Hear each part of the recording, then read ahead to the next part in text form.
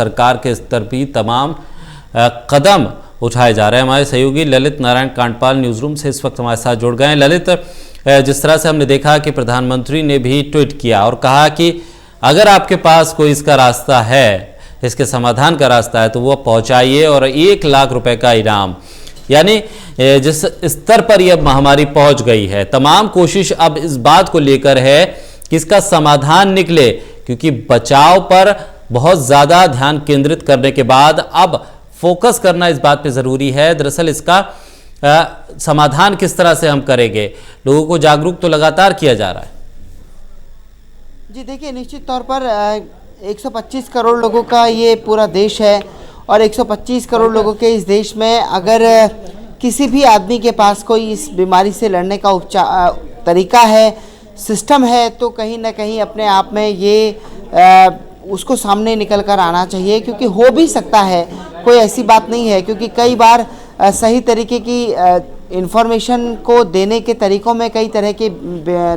अलग अलग तरीके हो जाते हैं, तो इसलिए कोई आदमी अपनी तरीक़ों को, अपने आइडियाज़ को एक्सप्रेस नहीं कर पाता और उसी कारण होता यह है कि एक आइडिया दबा का दबा रह जाता है। इसीलिए अब प्रधानमंत्री ने अपील की है, उन्होंने कहा है कि आप MyGov पे आइए और वहाँ पर आकर अपने आइडिया दीजिए कि आखिर इस बीमारी को कैसे बढ़ने से रोका जा सकता है, कैसे इससे बचा जा सकता है। तो अगर आपके पास भी कोई आइडिया है तो निश्चित तौर पर सब लोगों को आगे बढ़कर आना चाहिए और देना भी चाहिए सरकार को, ताकि इस बीमारी को रोका जा सके। जी ललित, एक जो तमाम जो एहतियाती कदम उठाए गए हैं, एयरपोर्ट पे हम देख रहे हैं थर्मल स्क्रीनिंग हो रही है हर यात्री की, विदेश से जितने भी लोग आ रहे हैं, लेकिन एक जो सबसे बड़ी ट्रांसपोर्ट की व्यवस्था रेलवे की है देश के भीतर, वहाँ प्लेटफॉर्म पर यात्रियों की थर्मल स्क्रीनिंग नहीं हो पा रही है। हम देख रहे हैं कि नई दिल्ली रेलवे स्टेशन पर जहाँ सामान लेकर कोई यात्री पहुँचता है तो उसको बाकायदा चेक किया जाता है, स्कैनर से होकर वो सामान गुजरता है, लेकिन उस गुजरने वाले यात्री की थर्मल स्क्रीनिंग की अभी वहाँ व्यवस्था नहीं है। क्या ये एक कदम हो सकता है कि वहाँ पर भी थर्मल स्क्रीनिंग की सुविधा उपलब्ध कराई जाए, क्योंकि एक बड़ी तादाद होती है यात्रियों की जो रेलवे से सफ़र करती है? देखिए, बिल्कुल मुझे ऐसा लगता है शाकिर की सरकार ने अभी तक जो रेलवे को लेकर बड़े कदम उठाए हैं, उनमें जो सबसे बड़ा कदम है वो ये है कि जो AC कंपार्टमेंट्स हैं उनमें कंबल और चद्दर अब सरकार जो है नहीं देने जा रही है। सरकार को लगता है कि उसके कारण जो है अगर कोई व्यक्ति इन्फेक्टेड है तो उसका जो इन्फेक्शन है वो किसी दूसरे आदमी तक जा सकता है। तो ऐसे में सरकार इस बात से सरकार ने ये प्रावधान निकाला है कि वो फिलहाल चद्दर और कंबल नहीं देगी, क्योंकि अगर कोई व्यक्ति, संक्रमित व्यक्ति रेलवे से सफ़र करता है तो उसका असर हो सकता है। लेकिन वास्तव में शाकिर ये एक बड़ा पॉइंट है कि रेलवे में भी थर्मल स्क्रीनिंग होनी चाहिए, क्योंकि थर्मल स्क्रीनिंग के बाद ही जिस तरह से हम एयरपोर्ट पर देख रहे हैं कि हर आने वाले व्यक्ति की, हर विदेश से आने वाले व्यक्ति की स्क्रीनिंग हो रही है, एक इसके पीछे लॉजिक ये भी हो सकता है कि हम देख रहे हैं कि क्योंकि इसका जो सबसे बड़ा सोर्स ऑफ पॉइंट है वो सोर्स ऑफ पॉइंट एयरपोर्ट है, तो एयरपोर्ट पर थर्मल स्क्रीनिंग होना तो बेहद ज़रूरी है ही। लेकिन बावजूद उसके जिस तरह से हम देख रहे हैं कि रेलवे में, क्योंकि रेलवे में जो लोग सफ़र करते हैं वो बहुत ही मिडिल क्लास लोग से लेकर बहुत ही लोअर क्लास के लोग भी जो है वो सफ़र करते हैं। तो देखिए, मैं ये नहीं कह रहा हूँ कि रेलवे में जो सफ़र करने वाला लोग हैं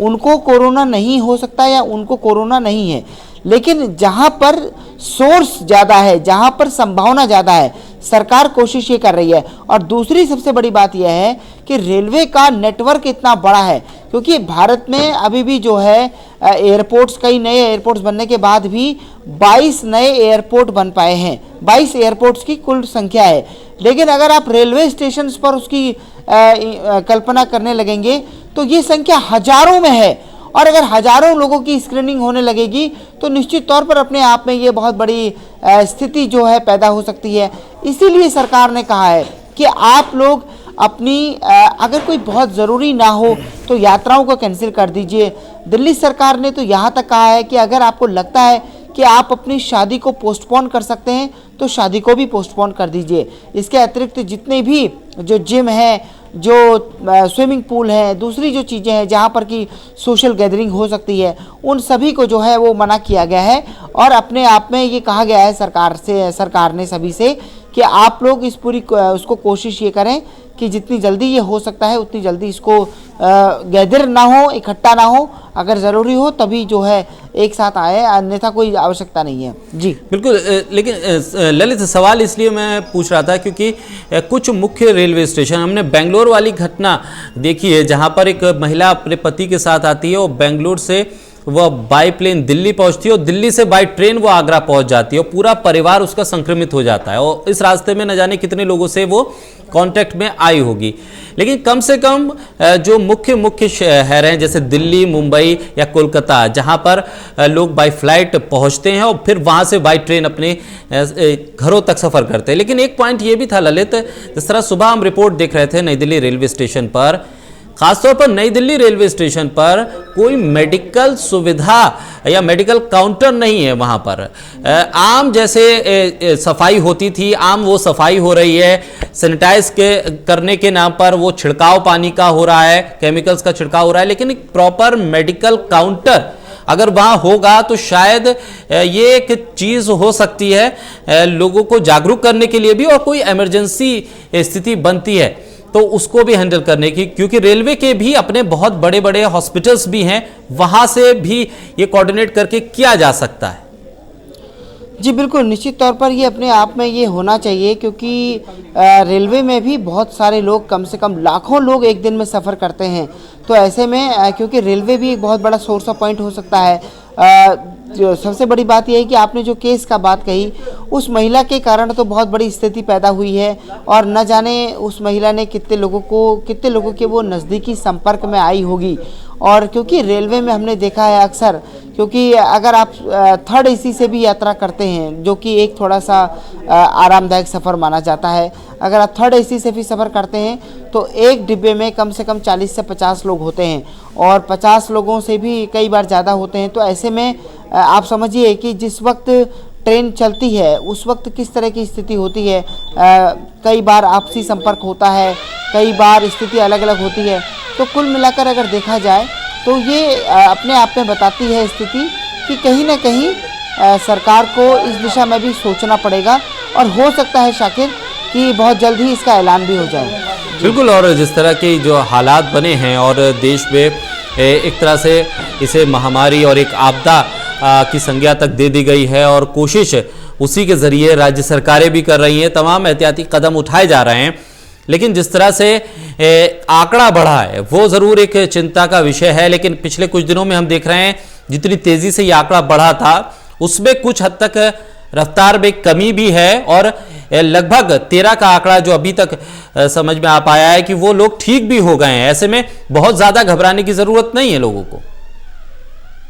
लगातार सरकार जो है वो यही कह रही है कि जिस तरह की स्थिति है उस तरह की स्थिति में ज़रूरत इस बात की है कि हम ये देखें कि लगातार जो है घटनाक्रम जिस तरह से बढ़ रहा है, पैनिक होने की कोई आवश्यकता नहीं है, क्योंकि पैनिक होने की स्थिति में अपने आप में ये बताया जाता है कि अगर पैनिक हो जाते हैं लोग तो फिर उस चीज़ का समाधान नहीं निकल पाता है। इसलिए ज़रूरत इस बात की है कि प्रिकॉशन लिया जाए, एहतियात बरता जाए, ना कि घबराया जाए। सरकार अपने स्तर पर हर वो कदम उठा रही है जो कि एक जिम्मेदार सरकार को उठाना चाहिए, लेकिन बावजूद उसके हम देख रहे हैं कि जिस तरह की स्थिति पैदा हो रही है, कई जगह से निकलकर सामने आ रहा है, वो नहीं होना चाहिए। पैनिक और प्रिकॉशन दोनों में अलग अलग चीज़ें हैं और प्रिकॉशन ज़्यादा बरता जाएगा तो निश्चित तौर पर सभी लोग सुरक्षित हो पाएंगे। अगर पैनिक होगा तो कहीं ना कहीं लापरवाही भी हो सकती है और उस घबराहट में चीज़ें बिगड़ भी सकती हैं। जी बिल्कुल। और जिस तरह से जो तमाम 31 मार्च तक मॉल, सिनेमाघर और जिम और इस तरह की जो तमाम फंक्शनिंग है उस पर रोक लगाई गई है और अब आर्कियोलॉजिकल सर्वे ऑफ इंडिया ने तो वो तमाम ऐतिहासिक धरोहर यहाँ पर लोग पर्यटन के लिहाज से जाते हैं वहाँ पर भी 31 मार्च तक रोक लगा दी है। कोशिश की जा रही है कि गैदरिंग को रोका जा सके, खासतौर पर उन जगहों की गैदरिंग जहाँ पर कुछ विदेशी लोग भी पहुँचते हैं, वो कॉन्टैक्ट रोका जा सके। जी बिल्कुल। देखिए, ताजमहल पर एक तरह से ताला लग गया है कि ताजमहल में फ़िलहाल जो है उसके लिए वहाँ पर विदेशी पर्यटकों के लिए किया गया, लेकिन अब उसके बाद में ही कर दिया गया है। तो ये आप देखिए, इस तरह से कोशिश ये हो रही है कि अगर क्योंकि देखिए सरकार अपनी तरफ से ये कोशिश लगातार कर रही है कि आप इकट्ठा मत होइए, लेकिन अगर आप उन स्थानों को लगातार चलते रहने देंगे जहां पर लोग जाते हैं, लोग इकट्ठा होते हैं, तो निश्चित तौर पर अपने आप में ये बड़ी बात होगी और वो लोग जाएंगे ही जाएंगे। क्योंकि कुछ लोग, आप हर किसी पर अपना जो है एक तरह से एडवाइजरी या फिर निर्देश को जो है लागू नहीं कर सकते हैं। ज़रूरत इस बात की है कि आप जो है इस पूरी दिशा में उस स्थान को ही बंद कर दीजिए, क्योंकि वो तो सरकार के हाथ में है। और क्योंकि और लोगों को घर से निकलने से रोकना सरकार के हाथ में तभी है जब सरकार या तो कोई कानून के ज़रिए इसको रोक करने की प्रयास करे। लेकिन सरकार ने अभी अपने स्तर पर एक सामान्य एडवाइजरी जारी की है कि लोगों को इस महामारी के बीच में ऐसे कदम नहीं उठाने चाहिए कि वो बाहर निकलें, गैदरिंग करें, इकट्ठा हों, जिससे कि बीमारी फैले। कोशिश ये करनी चाहिए कि आप ऐसी जगहों पर ना जाइए, अगर बहुत ज़रूरी है तभी घर से बाहर निकलिए। जी, बहुत शुक्रिया ललित तमाम जानकारी के लिए।